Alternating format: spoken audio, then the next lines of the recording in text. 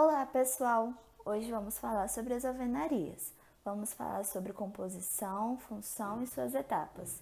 O grupo é composto por Érica Capellini, Felipe Calimã, Matheus Dossi, Natália Nascimento Dias e por mim, Isabelle Soares.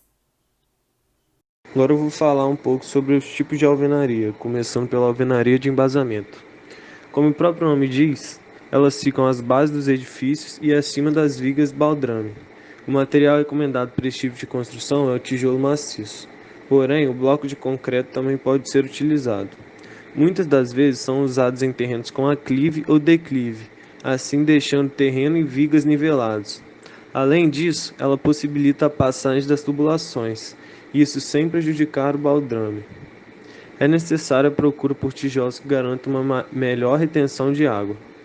Ao contrário dos outros tipos de alvenaria, seu orçamento é feito através do volume do terreno, ou seja, o perímetro da fundação vezes a altura das alvenarias vezes a espessura delas. Temos também a alvenaria estrutural, que é um processo construtivo em que a estrutura e a vedação do edifício são executadas simultaneamente. O sistema dispensa o uso de pilares e vigas, ficando a cargo dos blocos estruturais a função portante da estrutura. Os blocos mais utilizados são os blocos cerâmicos ou os blocos de concreto. A escolha dependerá do que se encaixar melhor em cada projeto. Nesse sistema, a parede não tem apenas a função de vedação, ela desempenha também o papel de estrutura da edificação. O projeto de alvenaria estrutural deve ser bem detalhado, já compatibilizado com os projetos adicionais como as instalações hidráulicas e elétricas.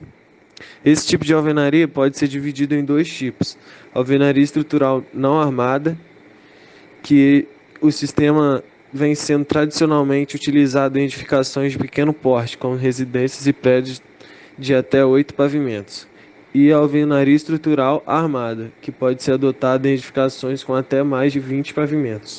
Outra alvenaria que temos é a de vedação.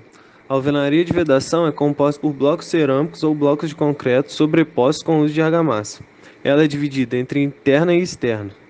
Este tipo de alvenaria não é dimensionado para suportar cargas verticais, somente seu próprio peso. Esse método construtivo de vedação permite que se tenha mais opções ao elaborar o projeto arquitetônico, já que possibilita que se tenham grandes vãos, pois utiliza-se vigas e pilares para dar sustentação à estrutura. As alvenarias são basicamente compostas de blocos e argamassa. Entre os blocos estão os blocos cerâmicos, que possuem melhores características térmicas e acústicas, são mais leves e têm dimensões menores que o bloco de concreto. Porém, a sua resistência à compressão e aderência à argamassa são menores que o bloco de concreto. Eles demandam mais revestimento e assim causam um aumento do custo total da obra, além de serem mais frágeis que o bloco de concreto, necessitando de maior cuidado no transporte. Entre os blocos cerâmicos estão os blocos de vedação, que são blocos utilizados nas paredes de vedação e seus furos são geralmente dispostos na horizontal. Também existem blocos cerâmicos portantes ou estruturais, que são blocos usados na construção de paredes portantes e devem ter furos dispostos na vertical. A diferença no mecanismo de ruptura de ambos, que no caso dos furos verticais formam indícios da situação de colapso, enquanto no caso de furos horizontais o colapso é brusco e frágil, não sendo adequado o seu uso como material estrutural. As normas brasileiras definem basicamente dois tipos de blocos de concreto. O primeiro é o bloco vazado de concreto simples para alvenaria sem função estrutural. Esse tipo de bloco deve ser utilizado somente como muros e paredes. Eles possuem baixa resistência. A utilização de blocos de concreto de vedação exige a construção conjunta de estruturas como pilares, vigas, pilaretas e cintas de amarração. Sozinhos, os blocos não são capazes de suportar as cargas da edificação. O segundo tipo de bloco é o bloco vazado de concreto com maiores resistências para alvenaria estrutural. Esses são utilizados no sistema de alvenaria estrutural, onde as paredes são responsáveis por suportar o peso da edificação. Nesse sistema de construção, não é necessário fazer colunas e vigas de concreto.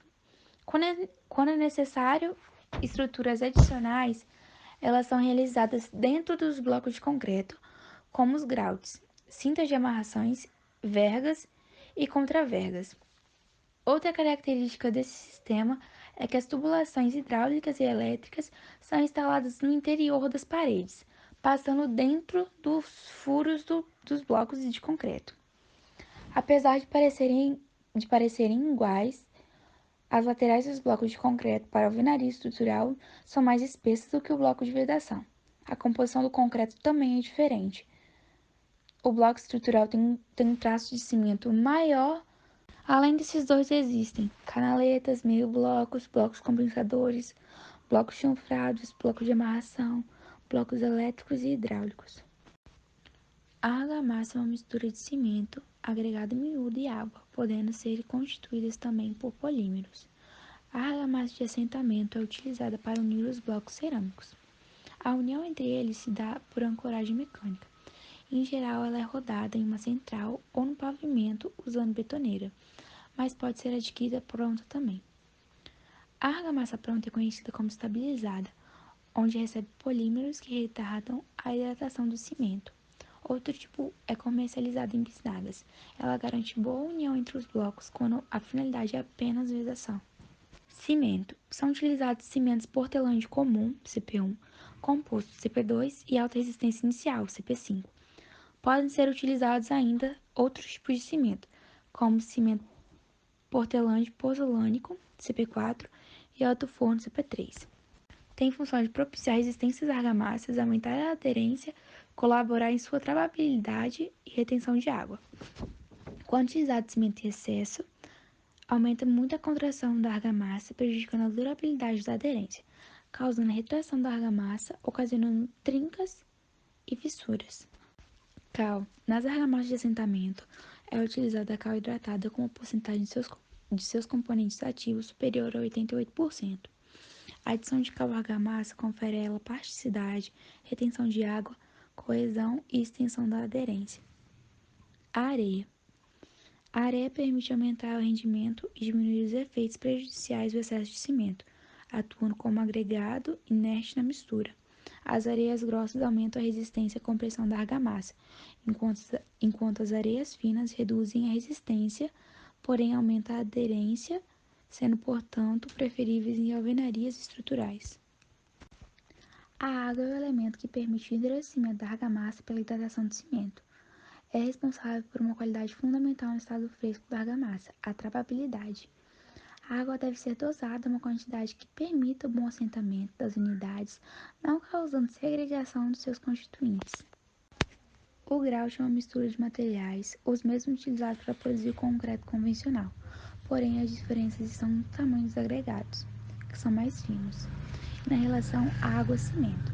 O grout é aplicado nos vazados dos blocos com dois objetivos. O primeiro seria proporcionar a integração da armadura com a alvenaria, no caso da alvenaria estrutural armada ou em armaduras apenas de caráter construtivo. O segundo objetivo seria o fato de aumentar a resistência da parede sem necessidade de aumentar a resistência da unidade. Cabe salientar que o grout deve proporcionar um desempenho estrutural compatível com a alvenaria armada e ainda assegurar a aderência à armadura vertical e horizontal, além de protegê-las contra corrosão. Eu vou falar um pouco das funções da alvenaria. As principais são duas, função estrutural e função de vedamento. A função estrutural é um sistema de construção em que as paredes fazem a função estrutural. Assim, não é necessário utilizar vigas, pilar, para sustentar o edifício. A alvenaria estrutural ela surgiu com a intenção de substituir o método tradicional de viga, pilar e laje, com o objetivo de reduzir o valor da obra, executá-la mais rápido e de forma mais limpa, mais sustentável. Algumas características da alvenaria estrutural é que ela é alvenaria com função de sustentar o peso da estrutura, então ela não pode ser confundida com alvenaria de vedação. Os blocos eles são de concreto ou cerâmica e eles são vazados na vertical, ou seja, não possuem um fundo. E a alvenaria estrutural ela também pode ser armada em caso de edifícios mais altos ou não armada para edifícios de até 4 pavimentos. Partindo para as vantagens e desvantagens desse tipo de alvenaria, a gente tem como vantagem a maior rapidez na construção, a redução de consumo de forma de madeira, de aço, concreto, essas coisas, custo reduzido, facilidade no treinamento de mão de obra e maior organização no canteiro de obras. Porém, como desvantagem, a gente tem a arquitetura e design restringido pelo tamanho e o formato dos blocos.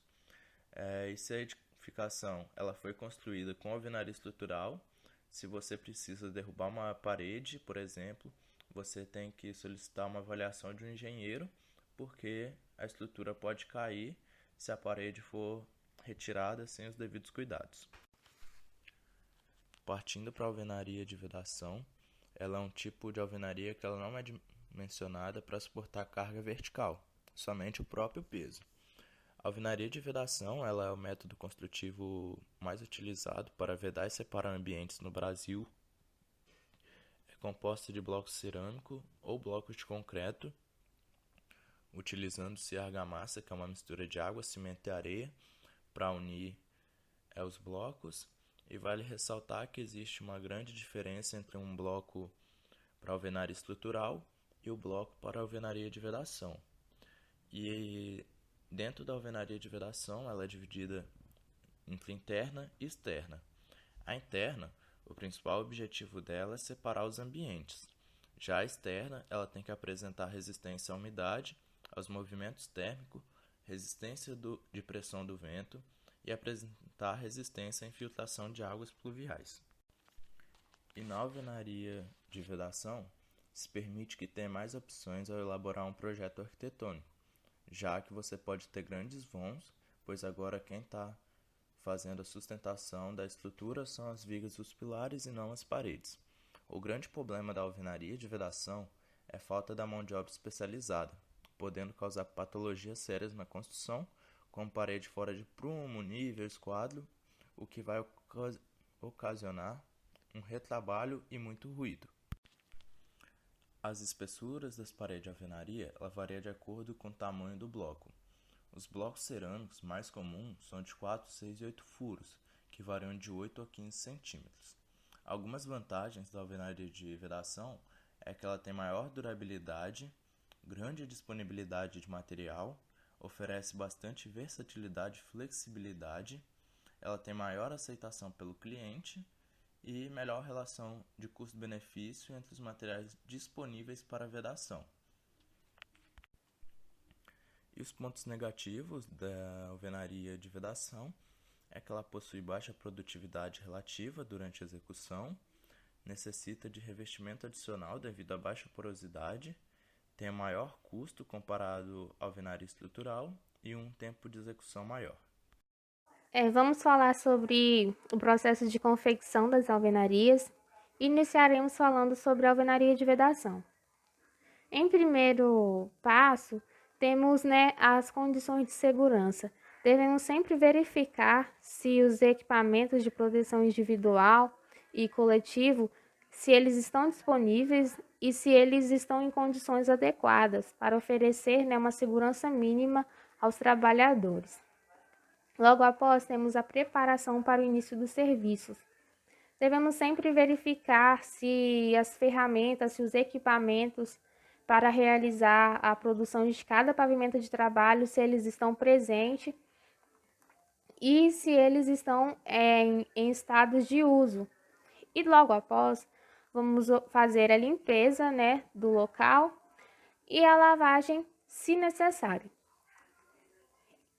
E devemos sempre preparar a estrutura que ficará em contato com a alvenaria, através da aplicação de chapisco nas faces de pilares e nos fundos de lajes e vigas.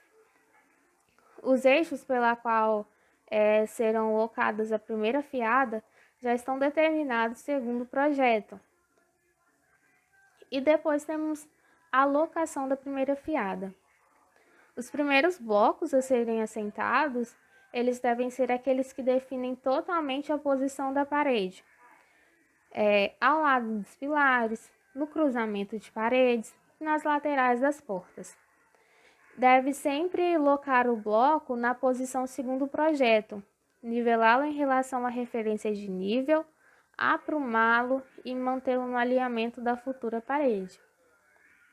Feito isso, vamos umedecer a superfície que receberá a alvenaria e logo após, com auxílio de uma colher de pedreiro, vamos assentar, né, a argamassa para o futuro assentamento dos blocos.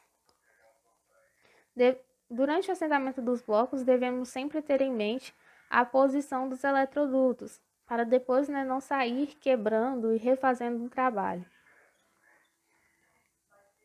A partir da segunda fiada, a gente tem, né, o processo de elevação, que consiste em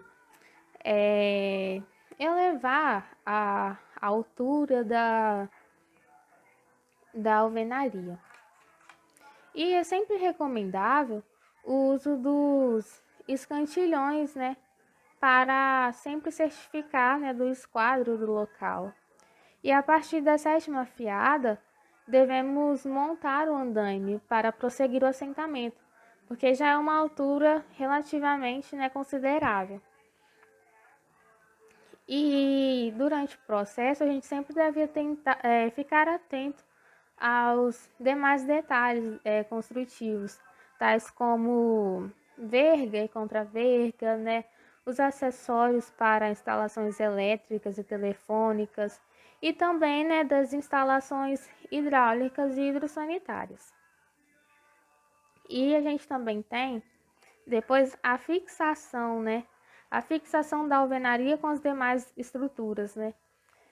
Devemos sempre deixar um espaço entre 2 e 3 centímetros para a fixação da alvenaria com uma argamassa de elevada plasticidade. Aqui temos um exemplo.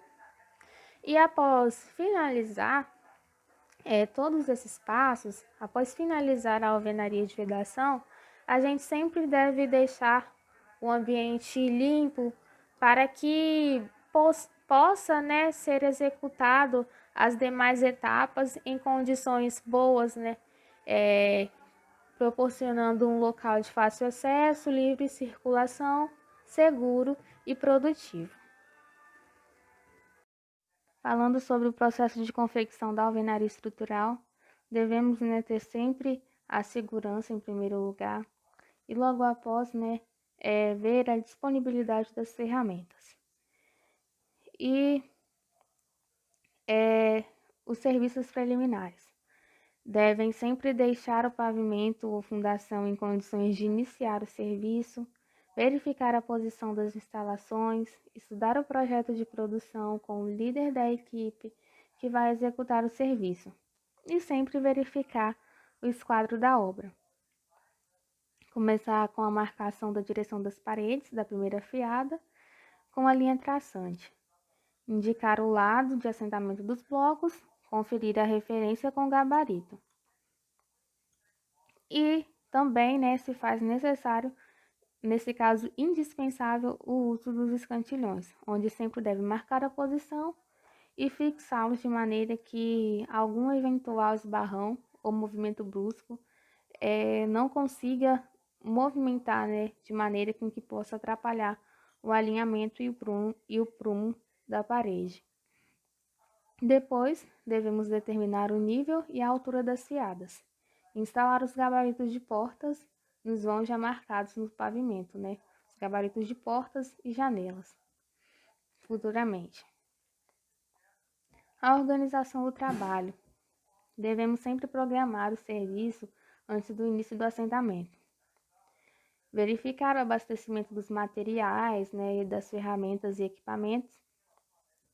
E caso a fabricação dos pré-moldados ocorra em obra, deve prever o local que será utilizado como a fábrica e prever, né, estimar o tempo em que o mesmo será produzido.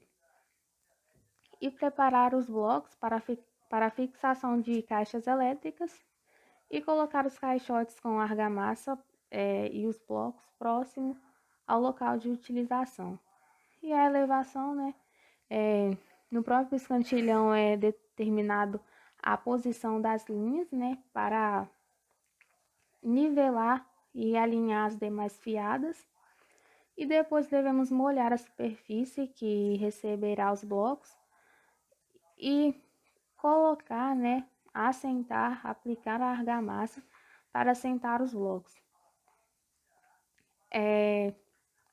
Devemos sempre atentar às amarrações dos blocos estruturais, né, os tipos de amarração,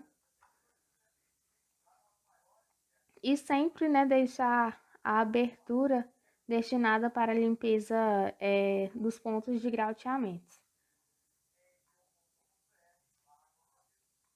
E instalar os gabaritos das janelas conforme né, for indicado, né, a determinada quantidade de blocos especificada no projeto. E assentar os blocos tipo U, os blocos tipo canaleta, para compensar, né, a execução de cintas e vergas e contravergas. O grauteamento, ele basicamente consiste em limpar o interior dos blocos, onde a cada 6 fiadas, né, de blocos, deve-se retirar o excesso da argamassa de assentamento nos pontos de grauteamento. E por último, deve-se atentar, né, se o projeto, né, se a obra, ela segue as medidas de tolerância da NBR 15961, que fala sobre a execução, né, da alvenaria estrutural, onde para cada aspecto, né, para cada elemento da obra, né, as juntas horizontais, o alinhamento da parede, o nível superior, ela estabelece uma medida de tolerância.